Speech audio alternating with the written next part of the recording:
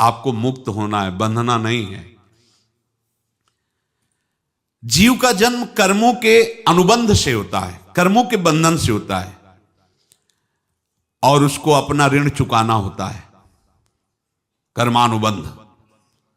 ये बहुत सूक्ष्म विषय है। जैसे आप जिस परिवार में जन्म लिए हैं तो उस परिवार के लोगों से आपका ऋण है, इसलिए उसी परिवार में आप आए हैं, और ऋणानुबंध उसको बिना चुकाए या बिना वसूल किए आप वहां से जाएंगे नहीं। आपको लेना है तो वसूल करना है, और देना है तो चुकाना है। ये पूर्व के जन्मों से निश्चित किया गया है। जैसे किसी के यहां पुत्र हुआ, जन्म से ही पैसा खर्चा शुरू हुआ, जो बड़ा हुआ तो उद्दंडता के द्वारा मार पूरे परिवार को क्लेश पर क्लेश देता चला जा रहा है। ये तुम्हारे कर्म का फल है। या ऐसे शक्तिहीन बुद्धिहीन ऐसे पागल पूरे जीवन सेवा करो, तुमसे अपना हिसाब चुकाने के लिए वो आया है। अब परिवार के जो सदस्य जुड़े आके, मतलब पत्नी आते ही पूरी हृदय में आनंद, परिवार में आनंद, और जीवन भर वो आनंद ही सुख देने के लिए उसका जन्म हुआ। वो अपना ऋणानुबंध मुक्त, और आते ही भयंकर क्लेश खड़ा कर दिया, बीच में दीवाल और झगड़ा वैसा, फिर अतरे दिन मारपीट शुरू, कलह अशांति, पूरा जीवन नरक हिसाब करने आए। यहां ऋण चुकाए बिना कोई जा नहीं सकता, ऋण चुकाना पड़ेगा। किसी का ऋण वसूल करना है तो किसी को ऋण चुकाना है, दोनों काम करने होते हैं। अनेक जन्मों में अनेक लोगों के साथ हमने जो बर्ताव किए हैं, अच्छे या बुरे, वो होंगे। अब किसी आदमी को हम जानते नहीं, अचानक मिला, अचानक टक्कर लगा और मार पीट गाली गुप्ता सब कर दिया, चुपचाप सह लो। क्यों? ये आपका हिसाब है, पूर्व का हिसाब। हमारा उससे कोई द्वेष नहीं, कोई संकल्प नहीं। अचानक घटना घटी और हमसे द्वेष करने लगा, हमें पीटने लगा, हमें गालियां दे, ये हिसाब है, चुपचाप सह जाओ। अपने घर का भाई ही भारी दुश्मन बन गया और क्लेश दे, हिसाब है। एक प्रभुदत्त ब्रह्मचारी जी की वाणी में पढ़ा था, एक महात्मा जी भ्रमण करते थे तो उस समय असरफियां चलती थी, मोहरे असरफियां, तो उनको भेंट में देते लोग। तो या तो ठाकुर सेवा में लगे तत्काल, या संत सेवा में तत्काल लगे, उसका संग्रह करके डोलना ये ठीक नहीं है बैरागी के लिए, सिद्धांत में ये ठीक नहीं है। तो जब 2, 4, 6, 8 ऐसे मोहरे हुई तो उन्होंने विचार किया कि और भ्रमण करके जब काफी मोहरे हो जाएंगी तो प्रयागराज में जब कुंभ पड़ता है, एक बार पूरे सब अखाड़े के संतों को, अलग अलग संप्रदाय सब संतों को बुलाएंगे और सबको पुआएंगे। अब साधु है तो यही विचार करेगा, और क्या विचार करेगा। तो उन्होंने एक ऐसे डंडा बनवाया, बेंत, जो ऊपर से चूड़ीदार और भीतर पोला, और मोहरे उसमें डालते गए, और भ्रमण, जहां जहां श्रद्धालु भगत थे सबके यहां जाना और इच्छा रखना कि एक मोहर तो दे ही दे दक्षिणा में। कामना कोई भी हो वो बांधती ही है, ध्यान रखना। इसीलिए प्रभु जो चाहे वो करे, अपनी चाह नहीं रखनी चाहिए, अपनी चाह प्रभु की चाह में मिला देनी चाहिए। धीरे धीरे वो छड़ी भर गई, भ्रमण करने वाले महात्मा चूड़ी लगाई, इंतजार करते रहे। जब प्रयाग का कुंभ पड़ा तो चले। तो रास्ते में एक गांव में पूछा जाता है, जैसे कहीं रुको कि कोई श्रद्धालु ऐसा है जो संत सेवी है। तो कुछ लोगों ने बताया, हाँ एक परिवार है बहुत संत सेवी है और आपको मिलाते हैं उनसे। हाँ ये महाराज घर में रुका, खूब अच्छा हलवा पूड़ी पवाया, और जो घर के मालिक थे चरण दबाए। चरण दबाते दबाते उनकी दृष्टि पड़ी उस डंडे पे, इतना मोटा और ऊपर से कुछ चूड़ी सी भी नजर आ रही, इस डंडे में तो कोई रहस्य है ही है। अब महात्मा जी को खवा पिला के सुला दिया। महात्मा जी जब सो गए तो पत्नी से धीरे से कहा, वो डंडा लाओ बाबा जी का।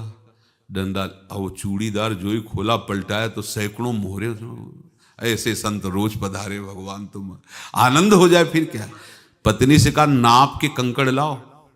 वो तो महात्मा जी तो खाए खीर पूड़ी, आराम से सो रहे।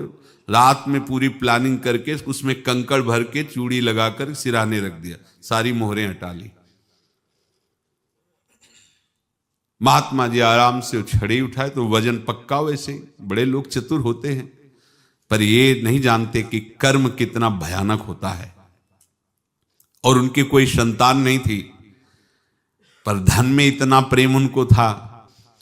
बहुत सावधान। साधु महात्माओं के पास जो अर्थ है, गृहस्थी अगर आता वहीं से है, पर अगर उसको जोर जबरदस्ती या किसी छल कपट से, तो वो उसका विनाश ही करता है। आज तक का प्रमाण है। अब उनको ये भाव पता नहीं होगा, या पता होगा तो लोभ के कारण वो उसको मान नहीं पाए होंगे। महात्मा जी गए प्रयाग में, किसी अखाड़े पर रुके और वहां प्रार्थना की कि कल जो है संपूर्ण अखाड़ों का निमंत्रण किया जाए और सब संतों को भोग पवाया जाए और उनको दक्षिणा भी दी जाए। महंत ने सोचा कि बहुत बड़ा है तो उत्सव है, क्योंकि प्रयाग में कितने हजारों संत महात्मा सब। तो उनका, महाराज बोरों इसमें चीनी और टीनों घी लगेगा, सब व्यवस्था। बोले आप मंगाइए, एक एक हिसाब हम करेंगे, हमारे पास सब व्यवस्था है। बोले कुछ तो पहले दे दो, इकट्ठे देंगे हम। उनको था कि अगर हम छड़ी खोला और दो चार मोहरे दी, किसी को पता लग गया तो गड़बड़ हो सकती। बोले हम भंडारे के समय आखिरी में सब कुछ आपको दे देंगे। ठीक है। वो अपने पास से पैसे लगाकर खूब जितना सामग्री सब लाए, लाखों की, और सब संतों को निमंत्रण कर दिया। संत जन निमंत्रित हो गए, भंडारा बन रहा है। तब वहां के महंत है और उनका देखो भंडारा भी बन रहा है, संतों को निमंत्रण। अब आप अर्थ की व्यवस्था कीजिए, क्योंकि इतनी बड़ी हमारी सामर्थ्य नहीं थी जितना हमने किसी तरह हमने व्यवस्था की। अब मुझे अर्थ चाहिए, तभी आगे की व्यवस्था बढ़ेगी। संतों को दक्षिणा देंगे और जिनसे अर्थ लिया उनको दे। देखो रसोई बन गई है सब। उनका छत में विश्वास नहीं तो ये अभी चूड़ी खोली। उनको तो था ना कि मोहरे हैं, कंकड़।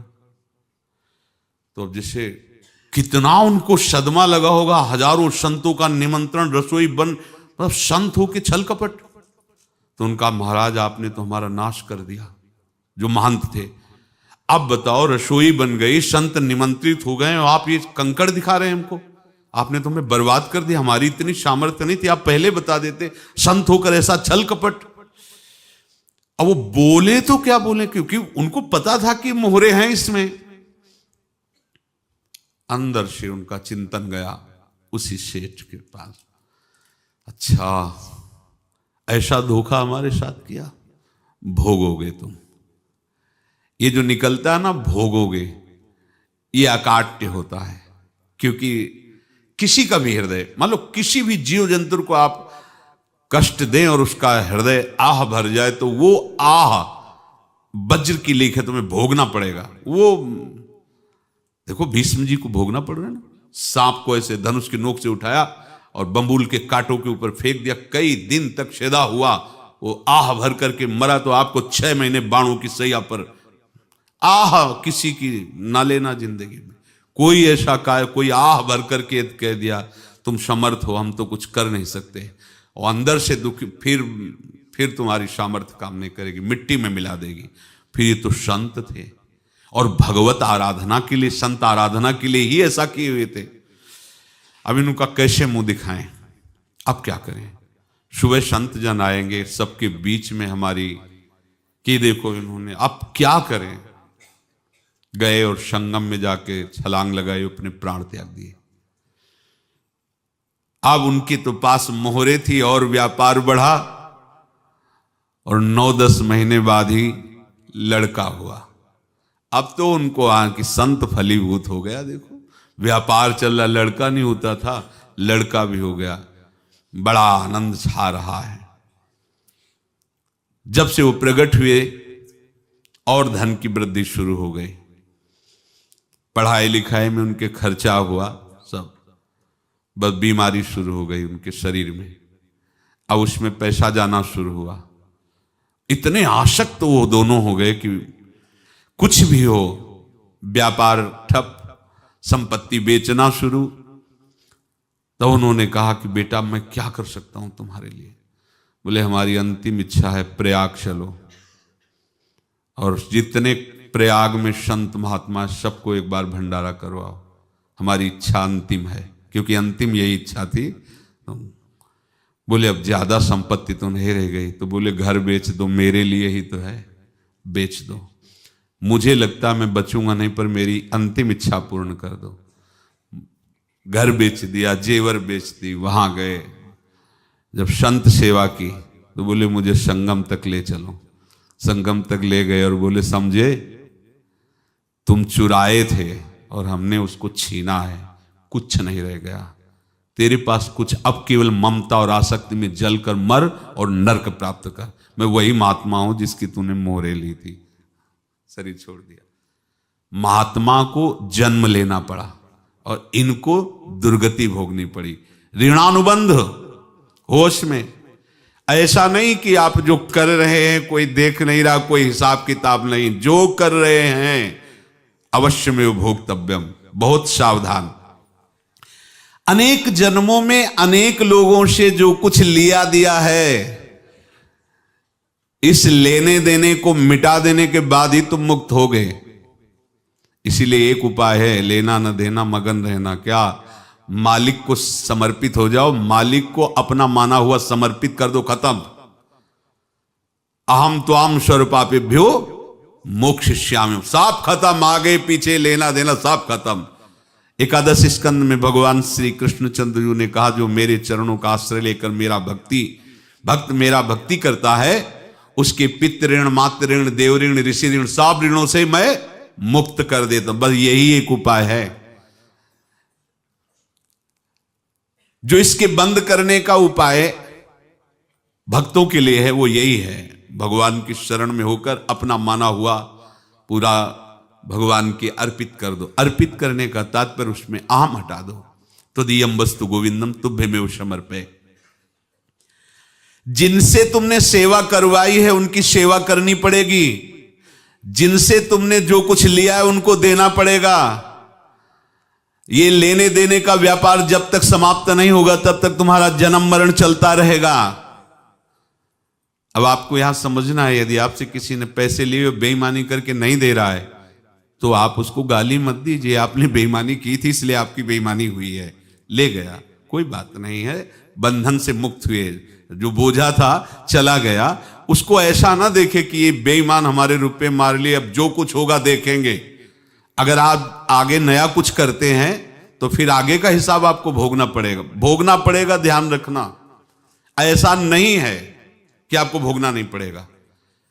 एक ही उपाय है कि अब जो शरीर धारण किए इसी में जो भोग ले, आगे ना होना चाहिए। तो क्या करे? सर्वतो भावेन भगवान की शरण ले ले। ये तो सर्वाणि कर्माणि मयि सन्न्यस्य मत्पराहा अनन्येनैव योगेन माम ध्यायन्तु उपासते तेषामहं समुद्धर्ता मृत्यु संसार से। ये बड़ा कठिन है पार होना, कोई छोटी मोटी बात है। एक महात्मा बाल्यावस्था से भजन करते थे, शालिग्राम भगवान पास रखते थे और उन्हीं की आराधना करके बस पाठ, नाम, जप और भ्रमण करते थे। यौवन अवस्था थी, गंगा जी के किनारे अपने ठाकुर को विराजमान करके स्नान करने के लिए कपड़ा ही उतार रहे थे कि 90 लोग आ गए, भाला तलवार सब ले, मारो मारो इसको मारो, घेर लिया। तो उन्होंने हाथ जोड़कर कहा हमने क्या अपराध किया? कोई सुन ही नहीं रहा। तो उन्होंने कहा मार तो डालोगे ही आप, 90 लोग, हम कोई अस्त्र शस्त्र तो लिए नहीं, एक बार हमें गंगा में डुबकी लगा देने दो और अपने ठाकुर को स्नान करा देने दो, फिर इसके बाद आप मार देना। भगवत इच्छा से वो लोग रुक गए, स्नान किया और अंदर से प्रार्थना की, प्रभु ये क्या लीला है आपकी, आपके सिवा मेरा कोई है नहीं और ये मुझे मारना चाहते हैं। तो भगवान ने जानते हो क्या कहा उनके अंतर में? तुम मेरे में ध्यानस्थ हो करके शरीर को छोड़ो, ये लोग मारेंगे। ये मेरे भजन का फल है कि तुम्हें 90 जन्म नहीं लेना पड़ेगा। एक ही जन्म में 90 मिलके, तुमने 90 हिंसा की थी, पूर्व में, तो तुम्हें 90 बार जन्म लेना होता और एक एक करके मारते। ये मेरे भजन का प्रताप है कि एक बार में ही 90 का हिसाब हो जाएगा। तुम आंख मूंदो, मेरे ध्यान में मगन रहो, मेरे प्रताप से तुम्हें कोई चोट नहीं होगी और स्वाभाविक मूर्छावस्था में प्राण तुम्हारे छूट जाए। ऐसा ही हुआ, ऐसा हुआ। तो ये बात समझ लो कि ये जो कर्मानुबंध है, ऋणानुबंध है। आप देखो, अगर शाप महात्माओं ने दिया कि तुम्हारे वंश का इससे विनाश होगा, तो भगवान भी परम धाम जा रहे तो उसी कील से, बाण की नोक में जो मछली लील गई थी, छोटा कण, उसी से की नोक बनाई और उसी नोक को प्रहार किया। भगवान के श्री चरण में वही बाण की नोक लगी और भगवान ने स्वीकार किया ना। भगवान का बड़ा लीला विचित्र है। अगर छुप करके उधर रामावतार में बात, तो इधर ऐसे स्वीकार किया है भगवान ने। ऐसा कहीं नहीं दिखाया कि मैं भगवान हूं तो मैं अपने लिए, ऐसा नहीं दिखाया। नारद जी का हित किया पर नारद जी ने शाप दिया तो भगवान ने स्वीकार किया। बंदरों ने ही सहायता की, जैसा बोले थे वैसा। ये लीला इस शरीर में भोगनी पड़ेगी। हाँ, ज्यादा को कम में भुगता देंगे, पर अब अगला शरीर ना मिले, इसके लिए सर्वतो भावेन भगवान के आश्रित हो जाए। जैसे आपने दुकान फैला रखी है तो उसमें दो काम होते हैं, लेना और देना। किसी को उधार दिया है तो हमें उसे लेना है, और कोई नगद देकर सामान ले रहा है तो उसे सामान देना है, या उधार लिया है तो हमें उधार देना है।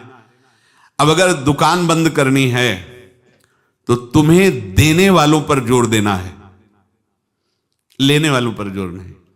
लेने वाला तो जाओ हम क्षमा किया, समर्पित किया, हमारा कोई संबंध नहीं, खत्म हो जाए, वो खुशी हो जाएगा। लेकिन देने वाला, तुम अगर दुकान भी उठा दोगे तो जहां भी रहोगे तुम्हारे पास वो आएगा, लाइए हमारा। तो देने पर नजर रखिए, जिसका जिसका हिसाब है वो आपके सामने आता जाए, हटाते जाओ। लेने पर नजर मत रखिए और दुकान फौरन उठा दीजिए, नहीं अगर लेते देते रहे तो चलता रहेगा। आगे चलकर कुछ लेना न देना, मगन रहना बस अपने प्रभु के चिंतन में। अब हम कैसे जाने कि किसको क्या देना है, हमें क्या पता? तो हम पूरा हिसाब जिनको पता है उनको दे देते हैं। समझ रहे हो? उनको पता है क्या लेना है क्या देना है, तो इनके पास पहुंच गए, या सरकारी हिसाब से सब बराबर कर देंगे। हमको अपनी जिम्मेवारी इनकी चरणों में समर्पित कर देना है, तभी हम जीवन मुक्त होंगे। ये रहस्य की बात है। प्रभु कह रहे हैं, यस्य सर्वे समारंभाः काम संकल्प वर्जिताः ज्ञानाग्नि दग्ध कर्माणं तमाहु पंडितम बुधाः। जिसके संपूर्ण कर्मों के आरंभ संकल्प और कामना से रहित हैं, तथा जिसके संपूर्ण कर्म ज्ञान रूपी अग्नि से जल गए हैं, उसको ज्ञानी जन भी पंडित कहते हैं, बुद्धिमान कहते हैं। पूज्य श्री भाई जी महाराज कह रहे हैं, जैसे वहां ज्ञानाग्नि से दग्ध कह रहे हैं, तो अपने वृंदावन वासियों का प्रेमाग्नि से सब कर्म संस्कार दग्ध होते हैं।